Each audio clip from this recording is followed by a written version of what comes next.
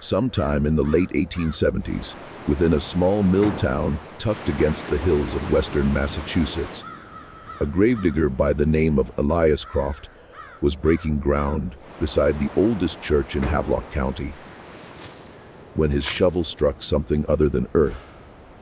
It wasn't the soft, weathered planks of a forgotten coffin he hit, but rather something harder, deliberately sealed, and far too substantial to be a burial box. What he uncovered beneath the foundation of that church, a building that had anchored the community for nearly 150 years, was neither a crypt, nor a collapsed cellar, nor a storage passage for communion wine or winter grain. It was a staircase, 12 steps of hand-cut granite descending into a chamber that carried the odor of tallow, old leather, and something else entirely. Something the gravedigger would later attempt to describe, when he still possessed the composure to speak of it at all, as the scent of fear made permanent. Within 3 days of that find, the church deacon had filed documents to seal the site. Within a week, the county records office announced that 2 decades of congregation registers had vanished. And within a month, Elias Croft had departed Havelock County without collecting his final wages, without bidding farewell to his wife's sister, with whom he lodged, and without ever sending word home. Before we proceed with the tale of Havelock and the hidden staircase beneath St. Aldrich's Church, be sure to subscribe to Liturgy of Fear so you never miss a narrative like this. And drop a comment below telling us what state or city you're tuning in from. We're curious how far this darkness travels. That discovery in 1878 didn't materialize from thin air, and the ground beneath St. Aldrich's had been safeguarding it for an exceedingly long time. And perhaps the town of Havelock had been concealing it as well. Havelock was the sort of settlement that appeared in county atlases with its name printed in letters slightly too bold for its actual size. It had never been large, maybe 800 souls at its peak. Established in the 1730s by a congregation of dissenters from a Boston area church who had ventured inland until they found a river bend they fancied and concluded God had placed it there specifically for them. They erected a mill first, then a meeting house, then homes, and finally a proper church. The church came last, consecrated in 1741 and named for an obscure Anglo-Saxon martyr that no one in the congregation could actually connect to any canonical record. A detail the founding pastor, Reverend Obadiah Fenwick, deflected whenever it came up by vaguely referencing a devotional pamphlet he claimed to have encountered in his youth. By the time of the Civil War, Havelock had settled into a comfortable middling stagnation. A town that had weathered its founding hardships and now merely persisted. The mill processed wool from local farms. There was a general store, a blacksmith, a small schoolhouse, a tavern that was technically a temperance establishment, but served cider potent enough to fell a mule. These were the fixtures of daily existence. The church, St. Aldrich's, occupied the highest point on the main road, set back on a modest rise. Its white clapboard siding was repainted every decade by volunteers whose piety and their desire to be seen as pious were nearly indistinguishable. The congregation was Congregationalist in denomination and New England in temperament, which meant deeply uneasy with emotional display, intermittently wary of outsiders, and wholly dedicated to the public performance of moral rectitude, regardless of what happened behind closed doors. The pastor in 1878, when Elias Croft's shovel hit granite, was a man named Reverend Silas Drummond, 50, 3 years old, a widower, a temperance advocate, and the 3rd consecutive member of his family to hold the position. His grandfather had been called to the pulpit here in 1799. His father had served until his death in 1851, and Silas had assumed the role without anyone formally extending the offer. He had simply begun delivering sermons and the congregation found it easier to accept than to object. He was not a warm man. Neither was he cruel, at least not in any observable way. He was the type who answered every query with a longer question. He remembered exactly what you had said to him years earlier and held on to it with perfect patience until the moment it became useful. He smiled in a manner that never quite reached his eyes, but was technically a smile and thus beyond reproach. Elias Croft, the gravedigger, was in most ways Drummond's opposite. He was 41, broad-shouldered, and had come to Havelock from upstate New York after a dispute with a former employer, the precise nature of which he declined to specify, but which had apparently involved a contested payment and considerable shouting in a public street. He had been in town for 4 years, considered reliable if not sociable. He was one of the few Havelock residents who had never once set foot inside St. Aldrich's Church.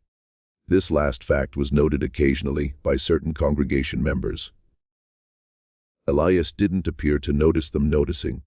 The grave he was digging that October afternoon in 1878 was for a woman named Prudence Holcomb, age 78, the widow of a former selectman, who had passed peacefully and was to be interred in the north plot of the churchyard, the section reserved for longtime families. The north plot was the oldest section, and the soil there was fraught with the usual complications: roots, stones, the occasional fragment of older burial material from the colonial era, when record-keeping was imprecise and placement approximate. Elias was accustomed to such obstacles. What he was not accustomed to was the sound his shovel made at roughly 4 feet down. Not the crack of striking stone, not root, but a hollow resonance, as though whatever he'd hit was covering something beneath, rather than simply occupying the earth. He crouched, cleared the soil by hand, and uncovered a fitted granite slab about 4 feet wide and 3 feet across, sealed at its edges with what appeared to be lead. Carefully poured lead, the kind of work that required a craftsman, not a laborer. In one corner of the slab was a shallow depression, worn smooth, that might once have accommodated a ring or handle, now long since removed. Elias stood up. He looked at the church. He looked at the slab. He went to find the deacon of St. Aldrich's in 1878 was a man named Cornelius Vane, a dry goods merchant of 60 who had held the position for the past 11 years and took considerable satisfaction in the administrative aspects of church governance, while leaving the spiritual dimensions almost entirely to Reverend Drummond.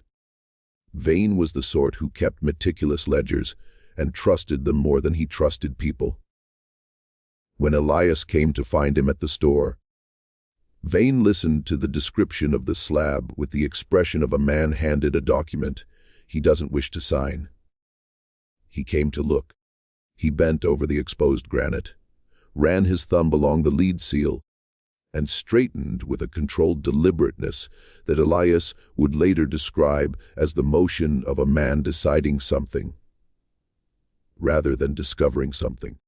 Vane instructed Elias to cover the area with a tarp and say nothing until Reverend Drummond could be consulted. He didn't say why. He didn't seem surprised. Drummond came the following morning. He stood at the edge of the opened area for a long while without speaking. The day was cold and overcast, the kind of October morning designed to suggest endings. The leaves mostly gone, the sky the color of old pewter, the churchyard smelling of damp earth, and the particular chill of a season turning its back. When Drummond finally spoke, he said only that the matter would require careful consideration and that Mrs. Holcomb's interment would need to be relocated to the east plot. He didn't touch the slab. He didn't crouch to examine it as Vane had done. He simply looked at it. And Elias had the distinct impression, though he wasn't a man given to impressions, that Drummond had known it was there.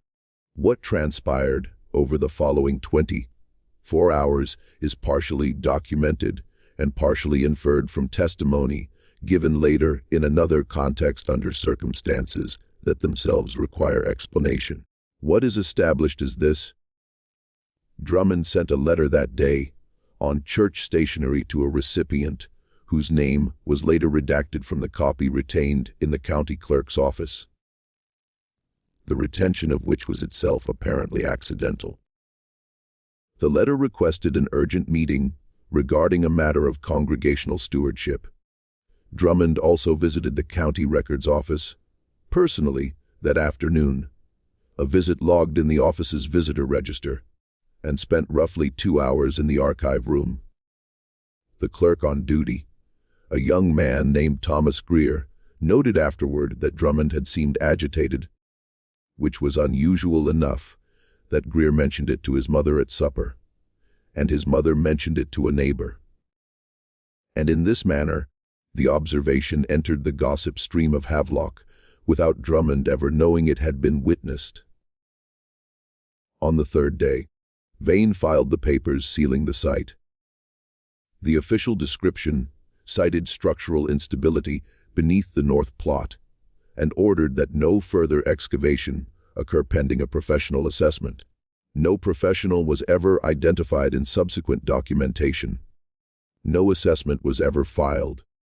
The north plot was quietly closed to new interments and within 6 months had been bordered with a low decorative fence that made it resemble a deliberate memorial garden rather than a prohibition. Elias Croft learned of the filing from a clerk at the town hall who assumed he already knew. He did not. He returned to the churchyard that evening alone after dark with a lantern and a pry bar. This was unambiguously trespassing, and he was aware of it. And he proceeded anyway, which tells you something about what a man will do when his professional curiosity and his intuitive discomfort with a lie collide in the same place. He cleared the slab again, removed the tarp, and examined the lead seal more carefully than he had the first time. It was old work. He couldn't date it precisely, but the oxidation pattern was consistent with something that had been underground for a very long time. Not weeks or years, but decades at minimum, possibly much longer. The seal was continuous, unbroken. Whoever had last opened this passage, if it was a passage, had resealed it completely. He worked the pry bar along one edge for the better part of an hour before the lead gave. Not breaking, but separating from the stone in a single piece, as though it had been poured as a gasket, and simply needed to be lifted. Beneath the slab, in the lantern light, were the 12 granite steps descending into darkness. The air that rose from them was cold, colder than the surrounding earth, which shouldn't have been possible, and carried that smell Elias would later fail to adequately describe to anyone. Not rot, not standing water, not the mineral scent of deep stone. Something older and more personal than any of those, as though the space below had once been filled with human breath and fear and had retained the memory of it after the people were gone. He went down. He counted the steps as he went. He would tell exactly one person what he found at the bottom, and that person would tell exactly one other person. The chain of transmission is fragmentary enough that what we have is partial, interpreted, and filtered through people who were themselves frightened by what they were repeating. But certain elements are consistent across every version. The chamber was roughly rectangular, perhaps 20 feet by 15, with walls of fitted field stone that appeared to predate the church's construction. The ceiling was low enough that Elias at 6 feet had to angle his head slightly. There were no windows, no other exits that he could find, and no obvious ventilation, which raised the question of how the air remained breathable after what must have been decades of sealing, a question he didn't have an answer for, and that would trouble him later.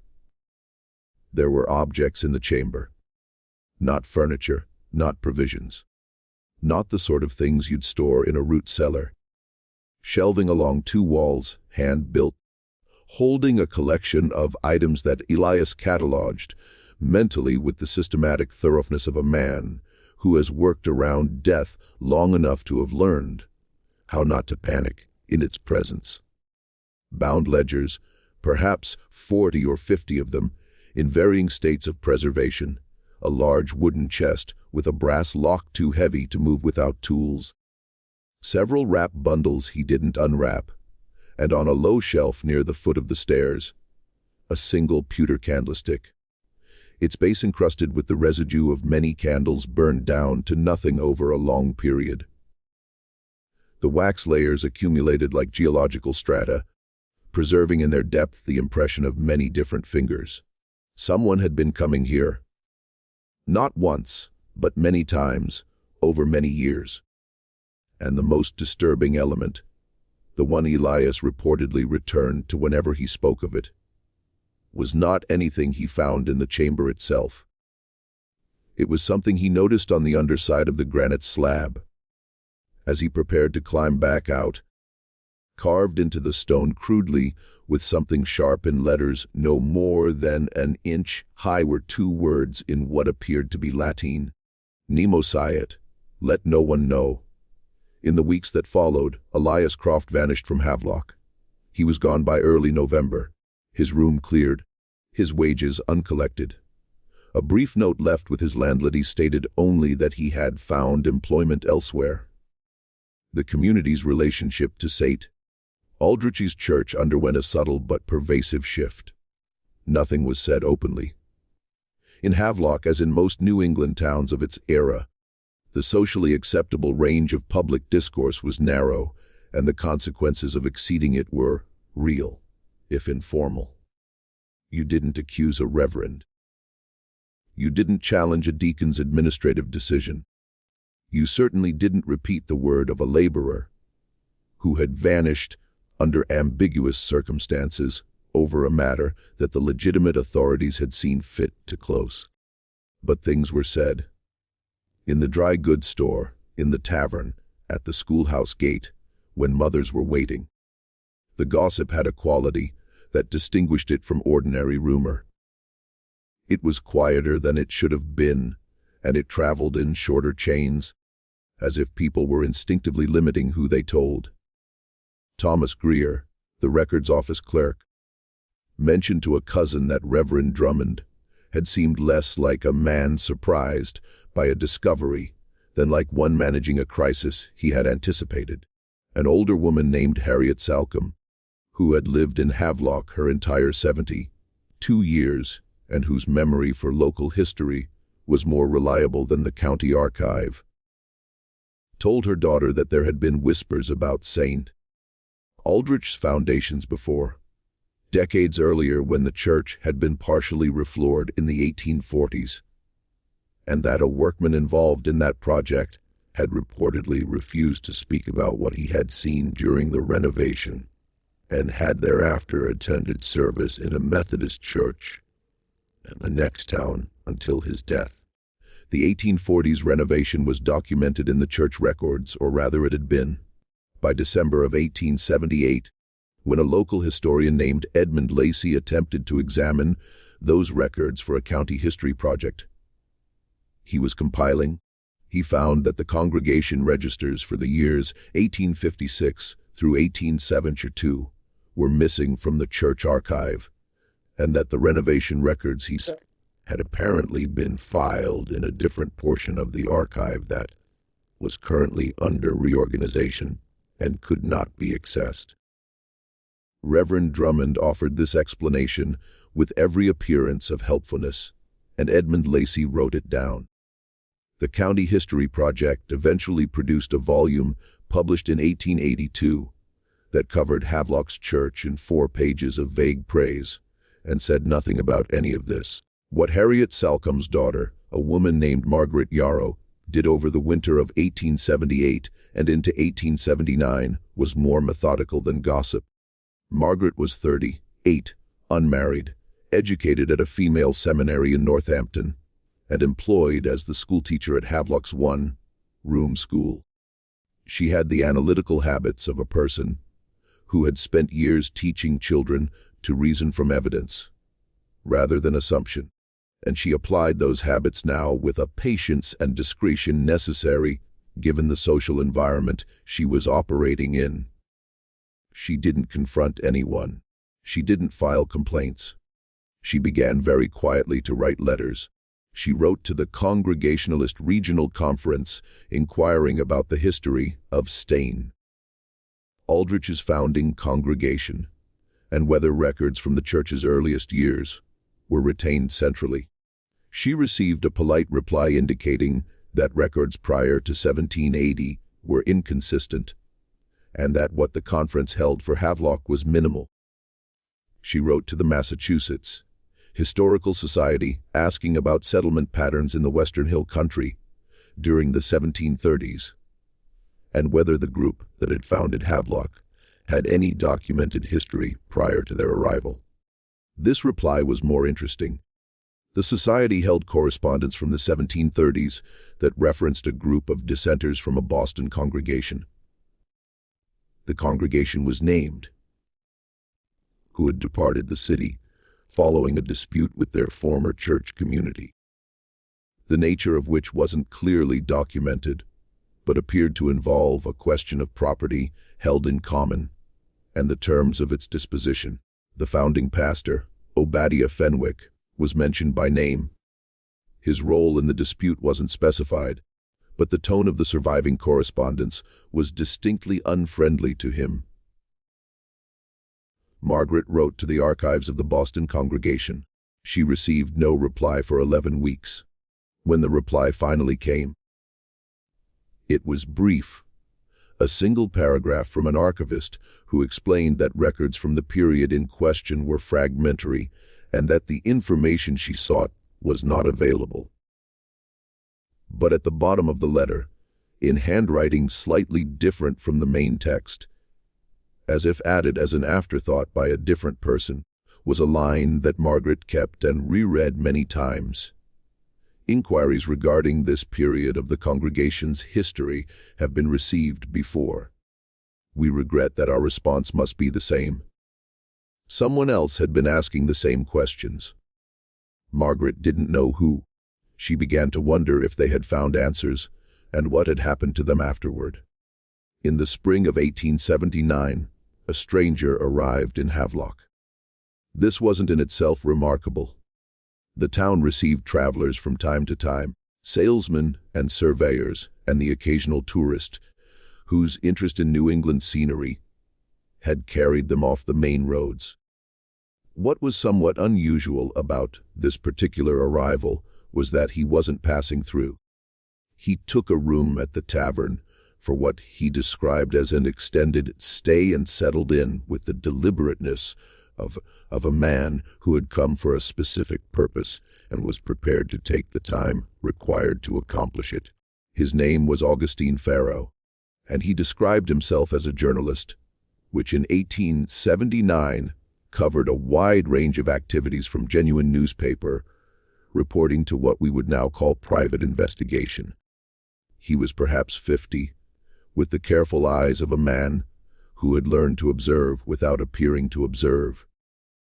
He carried a leather satchel that he didn't set down in public and a notebook that he filled with small clothes, written text in a hand almost impossible to read over his shoulder, as 2 or 3 curious Havelock residents discovered when they tried. He was pleasant, asked questions that seemed innocuous, and accepted evasive answers with a graciousness that didn't mean he stopped asking. He had come, he told the tavern keeper, because he was writing a long piece about the founding of mill towns in western Massachusetts and was interested in the older settlement histories. He attended a Sunday service at St. Aldrich's and sat in the back pew without a hymnal, watching the congregation more than the pulpit. He visited the records office. He spoke with Edmund Lacey about the County History Project at length, taking careful notes and asking questions that Lacey described afterward as surprisingly astute for a man with no apparent background in local history. He walked the churchyard alone on a Tuesday afternoon and stood for a considerable time near the decorative fence that now bordered the north plot, doing nothing in particular that anyone could observe, but apparently doing something.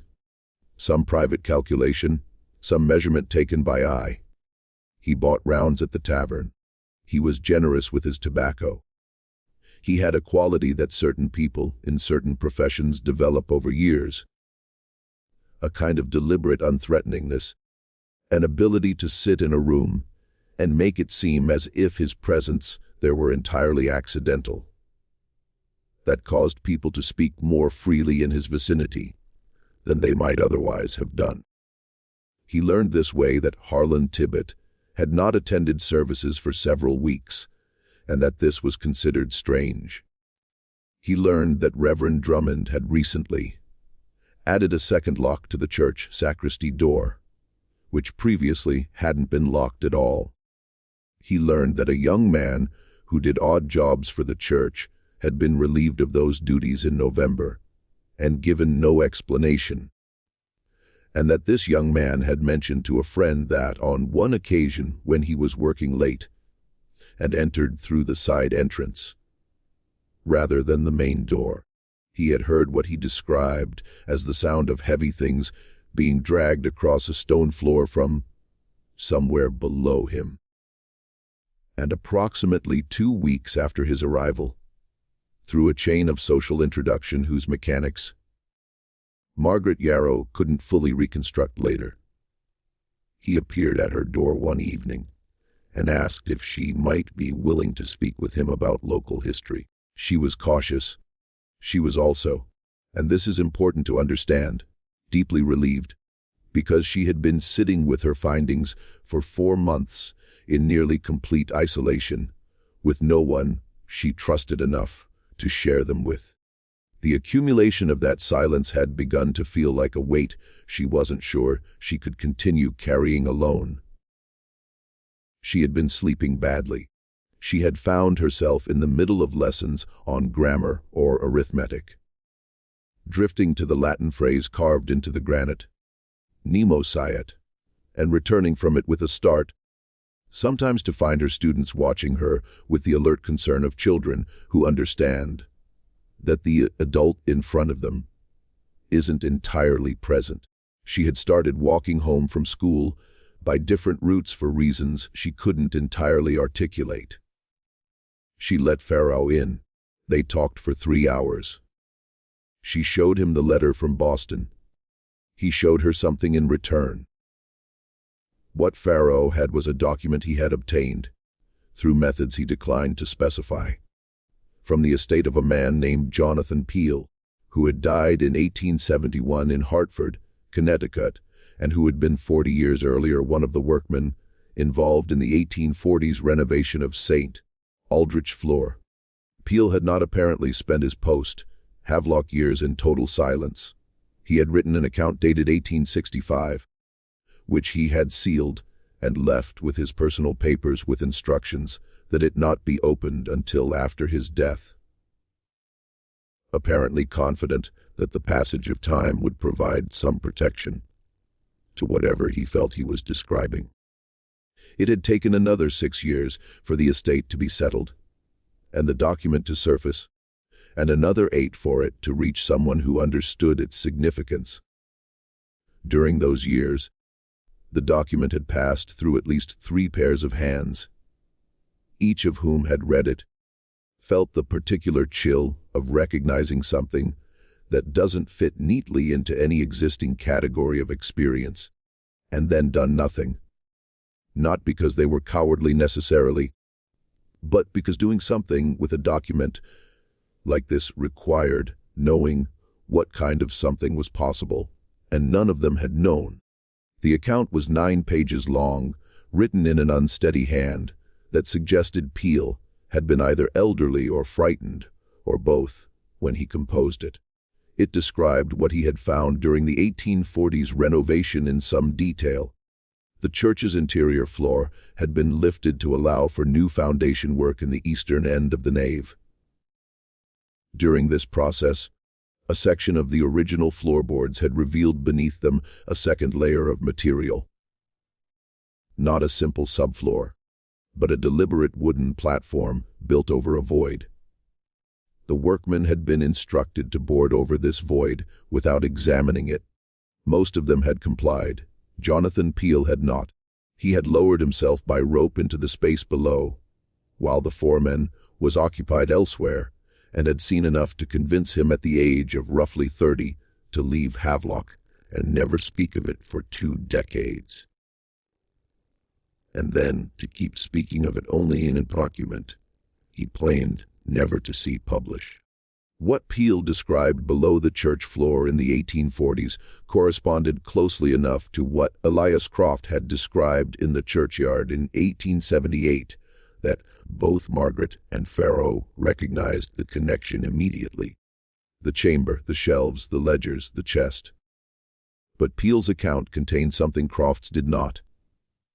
Because Peel, either braver or more reckless than the gravedigger, had done something Croft had not. He had opened one of the ledgers. He described it in careful, horrified language.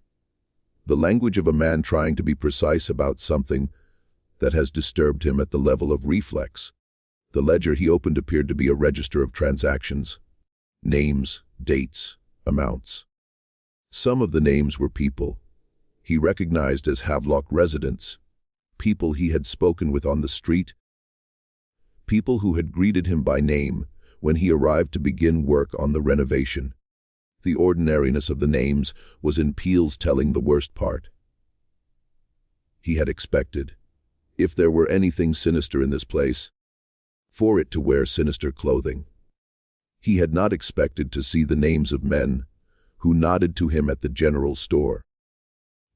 Men whose children attended the same Sunday school, where the doctrines of Christian charity were taught each week without apparent irony.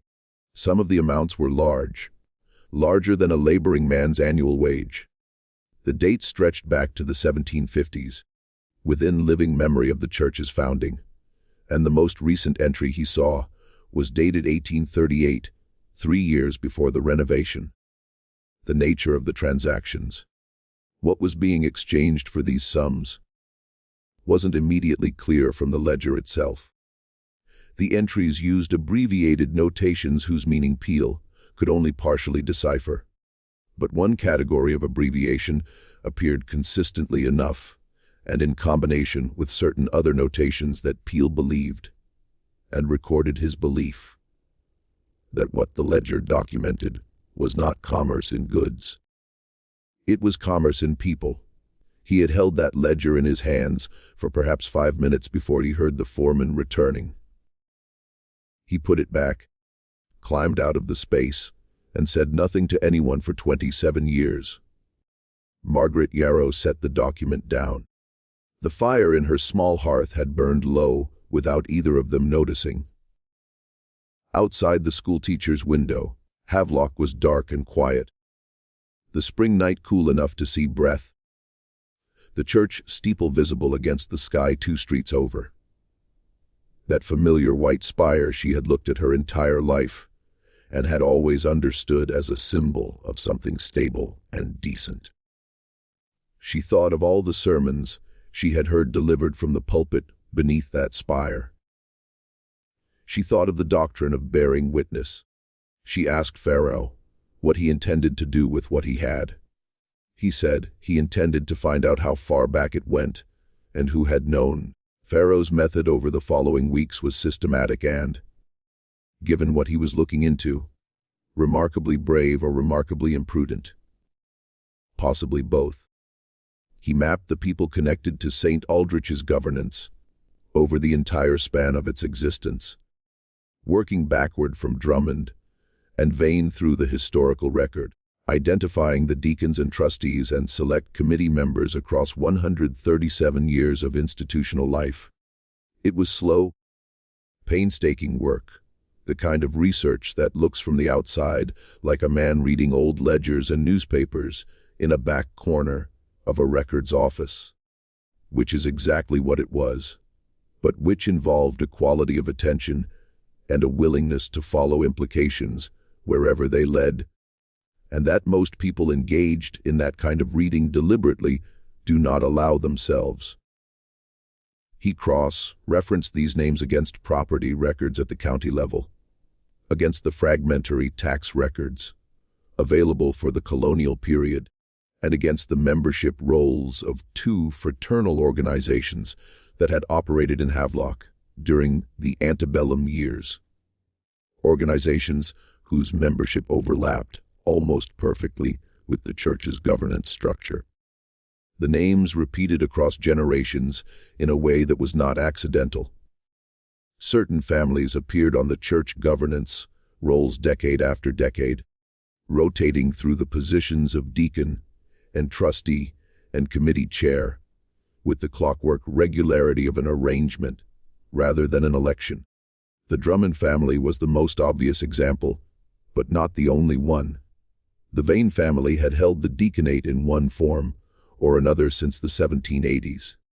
A family named Quelch, old New England stock, substantial landowners, appeared in the governance records in every decade from 1750 onward.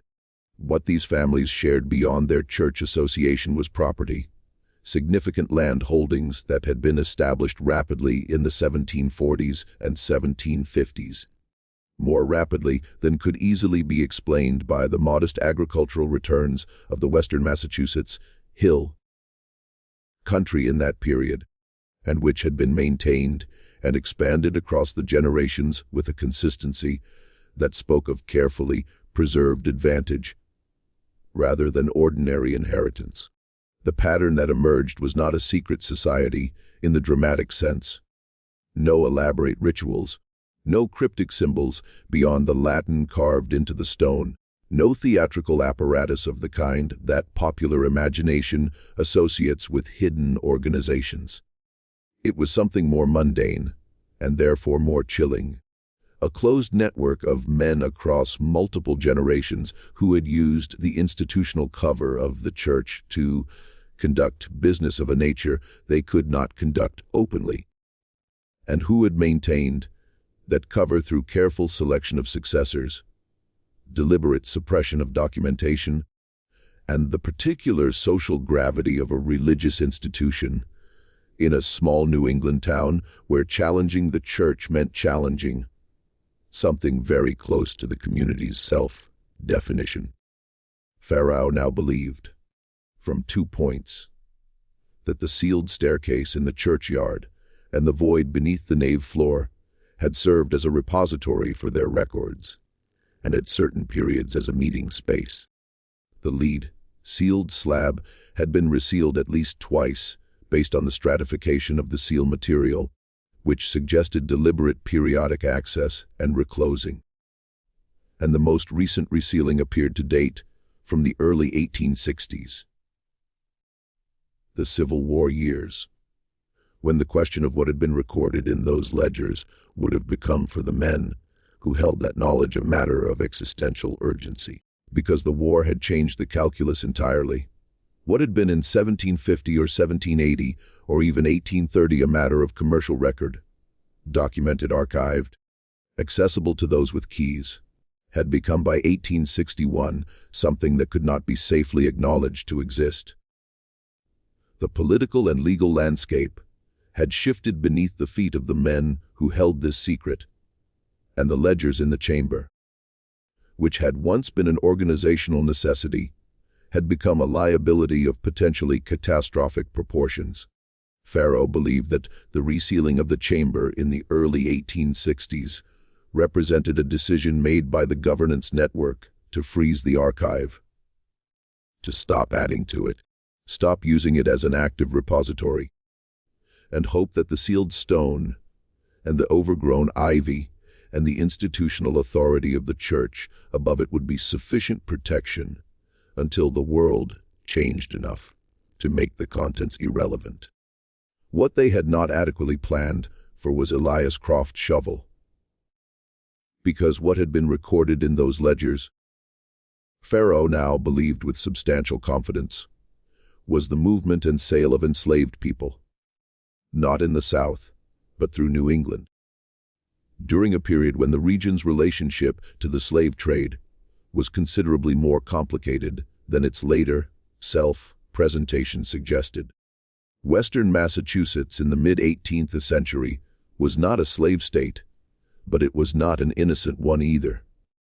The trade routes that passed through it, the networks of transport and commerce connecting coastal ports to inland towns, had been used for purposes the history books written in the 1880s by men like Edmund Lacey were not inclined to examine carefully. Reverend Obadiah Fenwick and his founding congregation had not simply been dissenters who walked inland until they found a pleasing river bend. They had been, Pharaoh believed, people with something to hide, who had chosen distance and institutional authority as their protection. The dispute with the Boston congregation from which they had departed. The dispute over property held in common and the terms of its disposition. May well in a falling out over the terms of an enterprise, whose nature neither party wished to commit to paper and language that could be understood. He shared this theory with Margaret carefully in stages, watching her face as he went. She did not disbelieve him.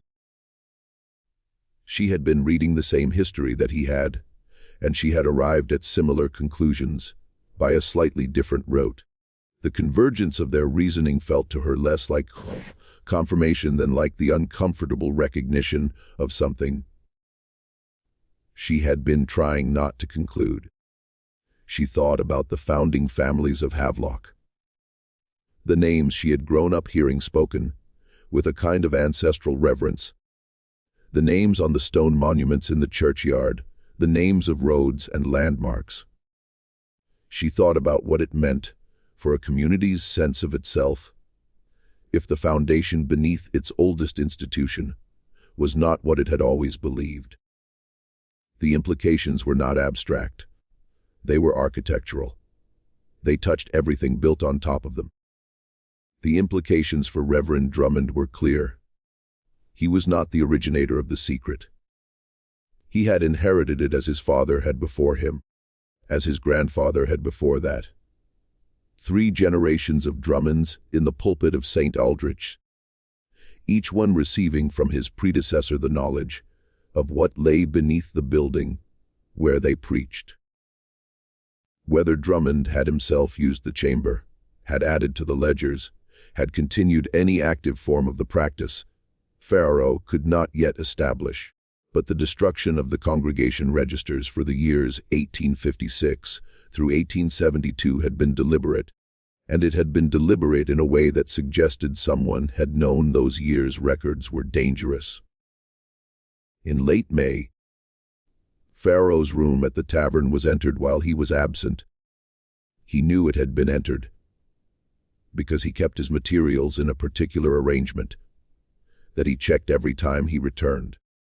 The arrangement had been disturbed, not carelessly, not in the fashion of an ordinary burglar, but with the precision of someone who had been looking for specific things and had taken pains not to leave obvious evidence of their search, which itself told Pharaoh something important about who had arranged it.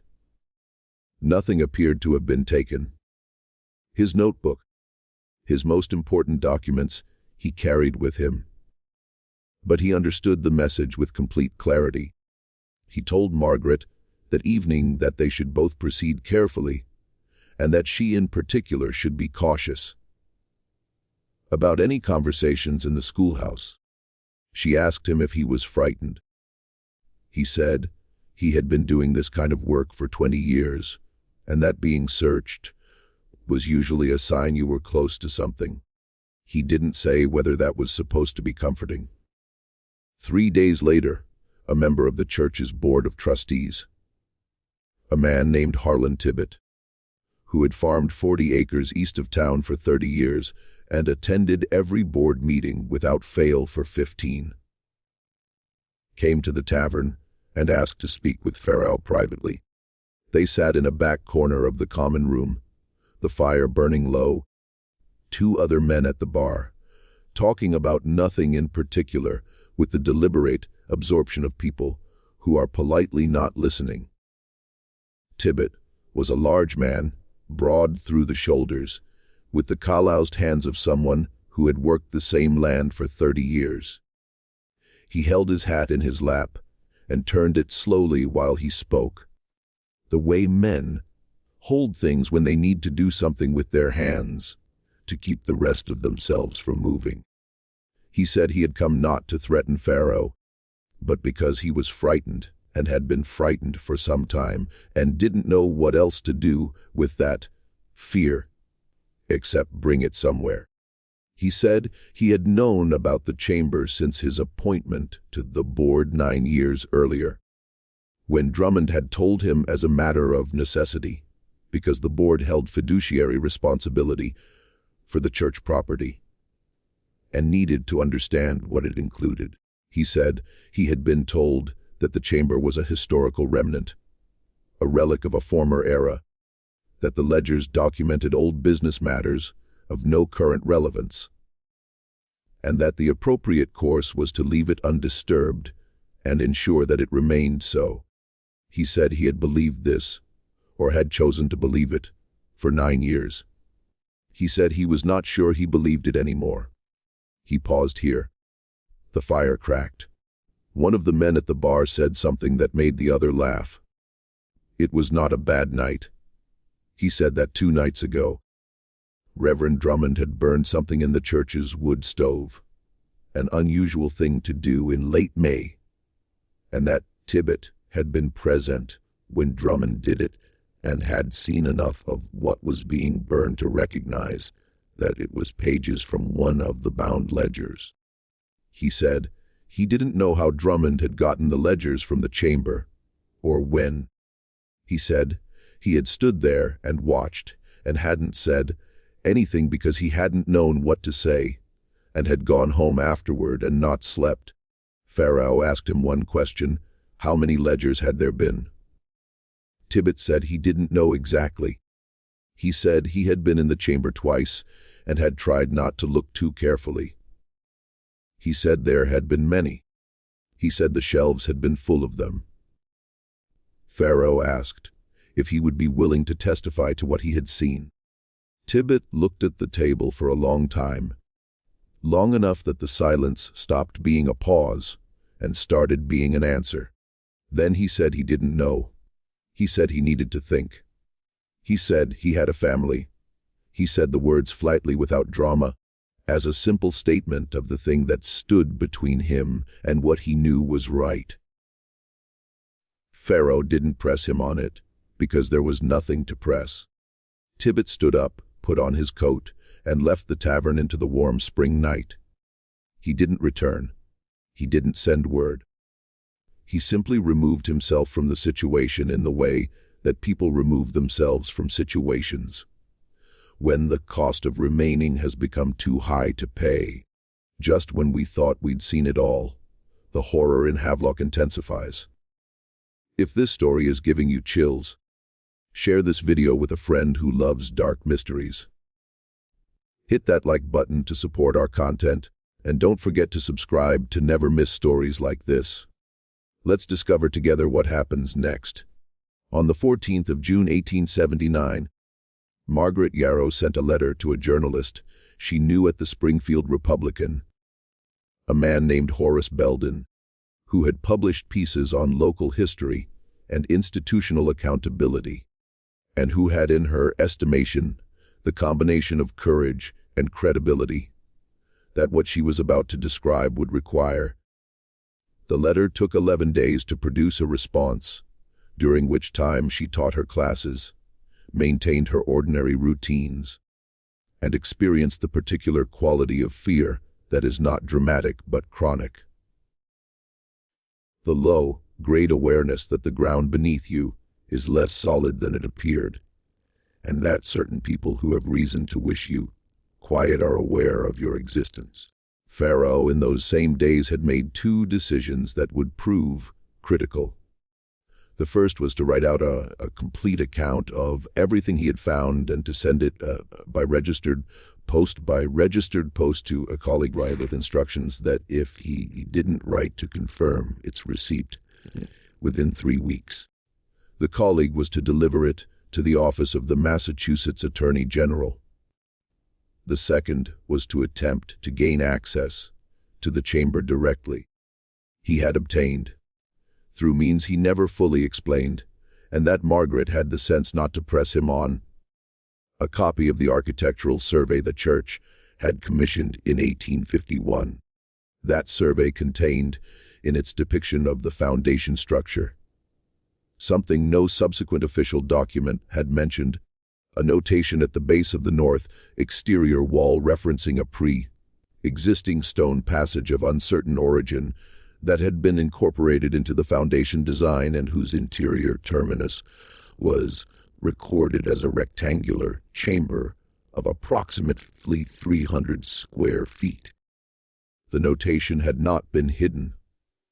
It was there in the survey, drafted by an outside surveyor who apparently didn't know the significance of what he was recording and filed with the county alongside the renovation permits. Someone had simply hoped, correctly, that no one who knew what they were looking at would ever think to look there. Pharaoh went to the church on the evening of June 21st after dark. He had a lantern, the architectural survey, and the address of the north exterior entry point, which the survey suggested was concealed behind the buttress of the north transept. A section of wall that had always been thickly grown with ivy and was not visible from the road. The night was warm and still, the kind of June night that makes the countryside feel inhabited by something other than the people who nominally live in it. Insects in the grass, the distant complaint of a screech owl somewhere in the tree line, the smell of the river. The church stood dark against a sky with enough moon to navigate by and enough cloud to make the shadows unreliable. Pharaoh had done things like this before, or things adjacent to it, and he knew the particular discipline it required to move slowly, to breathe steadily, to understand that the sounds your imagination generates in the dark are louder than the sounds actually present, and to keep them distinct. He found the entry point after approximately 30 minutes of searching the ivy-covered buttress by hand. His lantern shuddered down to its minimum, feeling along the stone for a change in texture. The door, when he located it, was smaller than he had expected, perhaps 5 feet high, requiring a pronounced stoop to enter, and made of planks that had been treated with something that had preserved them from rot despite their age. Its hinges had been recently oiled, which was the detail that told him most clearly that this entrance was still being used. Recently. Someone with a key and a reason. Inside, the passage ran about 40 feet before opening into the chamber. The floor of the passage was packed earth, the ceiling stone, and the air in it was cooler than the night outside in a way that deepened as he moved forward. The thermal signature of a space far underground that had been sealed from the season's changes for a very long time. He could smell the chamber before he reached it. That combination of old paper and tallow and compressed air that Elias Croft had tried and failed to adequately describe, and that Pharaoh found he also could not quite name in any satisfying way. It was not unpleasant precisely. It was the smell of deliberate preservation, of things kept from the light with intention. The chamber was not as Elias Croft or Jonathan Peele had described it. That is to say, the room was the same. The dimensions were the same, the stone walls, the low ceiling, the fitted fieldstone construction that predated the church above it. But the shelves were different. In the months since Croft's discovery and the subsequent sealing of the site, someone had been coming here. Many of the ledgers were gone.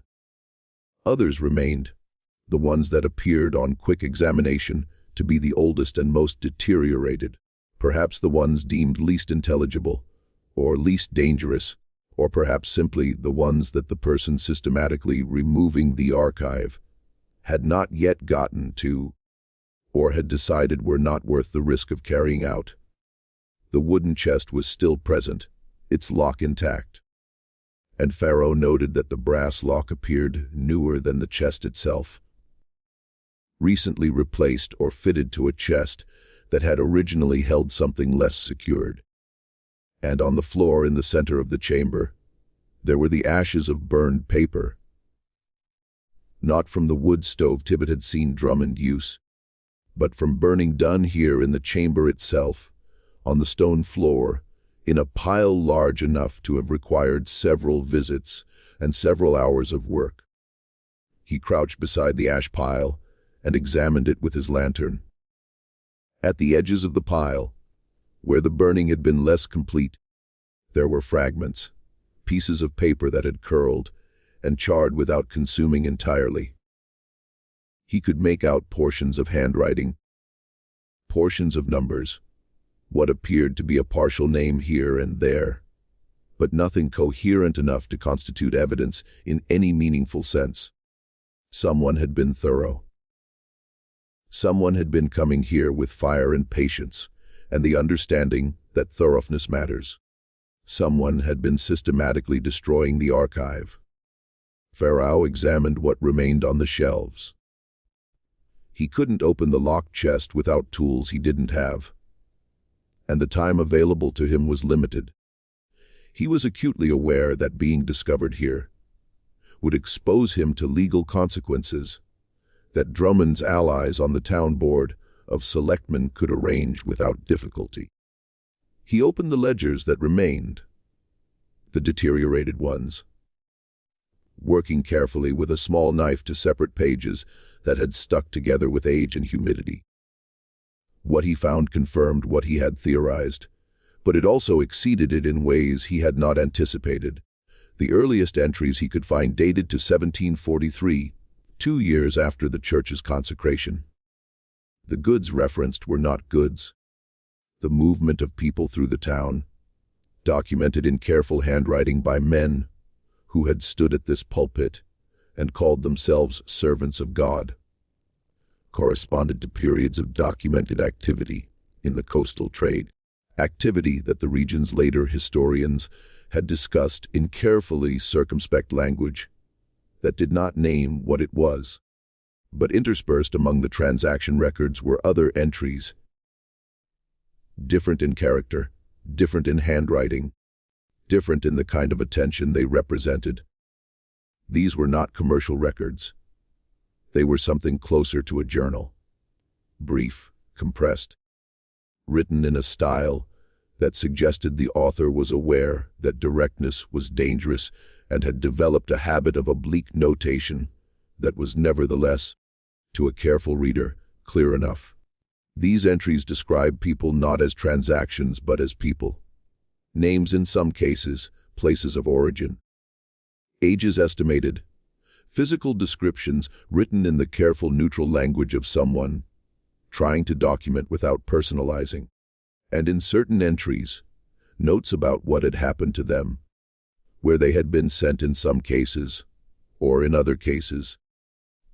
Simply the notation of a date and an absence, which in context could mean several things. None of them good. Pharaoh sat in the chamber for a long time with those pages. He was not a sentimental man, and he had been a journalist long enough to have developed some insulation against the weight of the things he covered.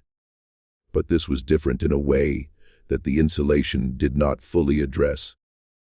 He was sitting in a room that had been used for over 100 years by men who prayed on Sundays and maintained accounts on other days, who had looked at other human beings and had written them into ledgers, who had sat in this exact space with candles burning and had found the thing they were doing administrative rather than monstrous.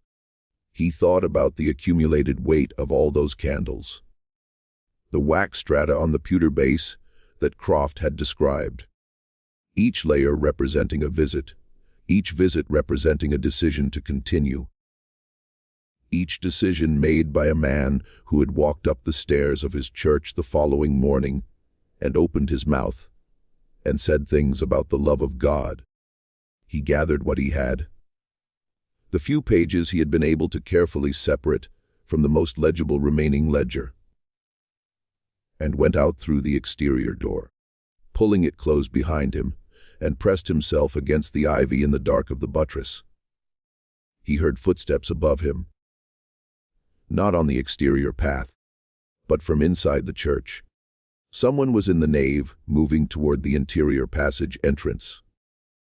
The footsteps were measured, unhurried, the footsteps of someone who had walked this path many times. Pharaoh pressed himself flat against the stone and didn't breathe. The ivy smelled of dampness and old growth. A light appeared at a gap in the stonework.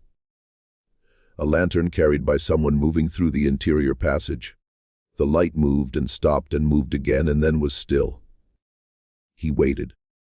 The night around him was full of small sounds that his body was translating as threats. He stood there for a very long time, until the light was gone and the footsteps had retreated, and the church was dark again.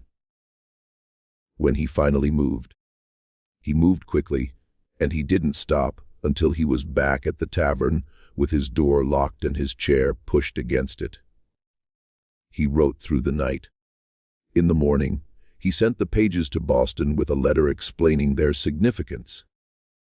That same morning, he went to find Margaret Yarrow and told her that the time for patience was over.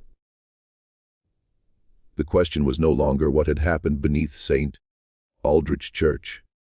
That question had been substantially answered.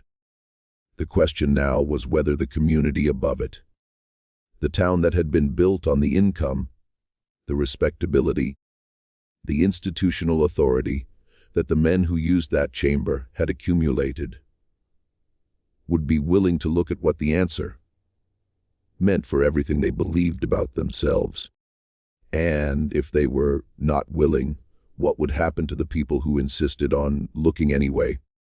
Reverend Silas Drummond preached that Sunday on the subject of forgiveness. Specifically, the importance of extending forgiveness to those who had committed wrongs in ignorance, and the equal importance of not compelling people to examine past sins that time had rendered irresolvable. It was a carefully constructed sermon. Those members of the congregation who were paying attention noticed that it made a sustained distinction between sins that were historical, committed by people now dead in circumstances now gone, by a moral framework now superseded, and sins that were current, which were a different matter entirely and deserved a different response. The implication being that what lay beneath the church, if it was what certain people were beginning to suggest it was, belonged to the former category and should be treated accordingly. Several members of the congregation found the sermon peculiarly specific. Several others found it consoling. Harlan Tibbet was not present. His pew was empty for the first time in 15 years, and no one in the church commented on this, which was itself a kind of comment. The Springfield Republican published Horace Belden's piece in August of 1879. It ran across 4 columns and was careful.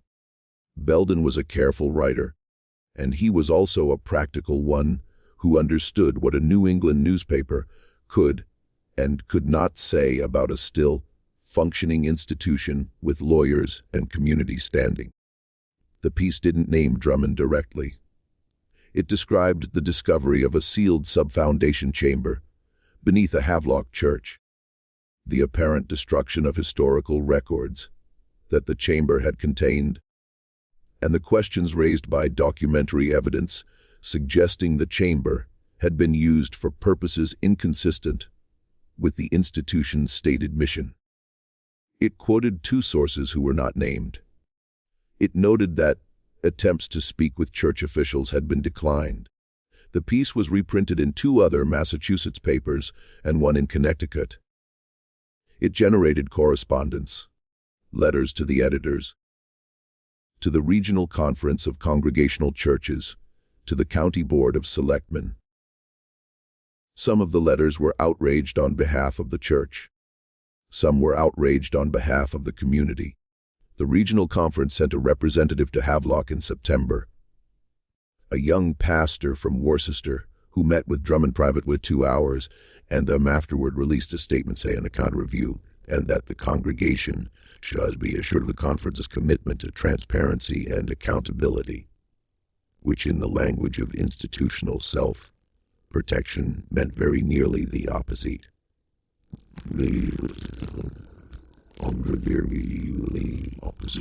Reverend Silas Drummond resigned his position in October 1879, citing poor health. He was 64 years old and had never previously given any indication of health problems. He moved to a house in western Connecticut, where he lived quietly for another 11 years before dying in 1890. No charges were ever filed against him.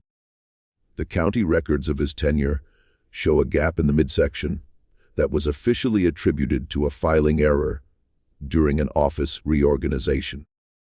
Cornelius Vane retired from the deaconate in the same month, also citing health. He remained in Havelock and continued to operate his dry goods store for several more years. He never spoke publicly about any of it, which had always been one of his most consistent qualities. The wooden chest in the chamber was eventually removed by order of the Regional Conference representative. Its contents were never publicly disclosed. A church record from 1882, part of an attempt to reconstruct what had been destroyed, contains a single line noting that certain historical materials had been received from an auxiliary storage space and transferred to the conference archive for safekeeping. The conference archive, when queried in subsequent years by historians, consistently reported that materials from this period were incomplete or unavailable. Harlan Tibbett left Havelock in 1880, sold his farm to a family from Vermont, and relocated to the Ohio Territory. He gave one interview to a local Ohio paper in 1887 in which he described his origins only as a small Massachusetts town and declined to be more specific. He said he had left because the place had changed.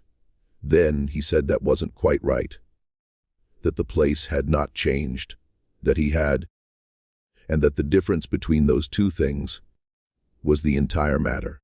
Margaret Yarrow continued to teach at the Havelock School for 4 more years before accepting a position at a girls' academy in Northampton, where she taught for the rest of her working life. She kept the letter from the Boston archivist, the one with the handwritten edition at the bottom, in a wooden box with other documents she considered significant. When after her death in 1921 her papers were donated to the Northampton Public Library, they sat in an uncatalogued collection for many years. A graduate student working on a thesis about antebellum commerce in western Massachusetts found them in 1967. The thesis chapter drawing on Margaret's documents was removed from the final version at the recommendation of the student's faculty advisor, who felt the claims required more substantiation than the available primary sources could provide. The documents themselves remain in the collection, available to anyone who asks for the Yarrow papers, though very few people do. Augustine Farrow published the most detailed account of his Havelock investigation, including the pages he had removed from the chamber, in a small Boston periodical in 1881. The piece generated less response than Belden's more cautious version, partly because the periodical had a small circulation and partly because 1881 was a year in which the country had other things to attend to. He submitted an expanded version to 2 larger publications, both of which declined it. He continued working as a journalist for another decade, primarily on topics unrelated to New England church history. He died in 1903. His papers were not donated anywhere. St. Aldrich's church continued operating under new leadership following Drummond's departure. The chamber beneath the north plot was filled with concrete in the spring of 1880 as part of what was described as a foundation stabilization project. The exterior door in the buttress was bricked over and the ivy allowed to grow back. By 1885, you would not have known it was there. By 1900, no one in Havelock under the age of 30 had any knowledge that the matter had occurred at all. The church was repainted that year. A new white coat applied to the clapboard siding by volunteers. On the Sunday of the rededication, the new reverend delivered a sermon about foundations. The importance of building on solid ground, of knowing what lies beneath you, of carrying forward into the present the faith that those before us established and entrusted to our care. The congregation found it very moving. Several people said it was the best sermon they had heard in years. Elias Croft was never located. No further correspondence from him was found by his former landlady. What he saw at the bottom of those 12 granite steps, the part of it he did not describe. The thing that lived in the silence between what he said and what he would not say remained his alone.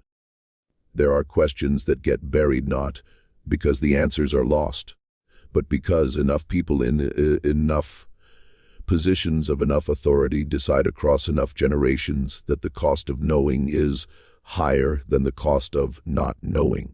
Communities, like foundations, can be built on those decisions.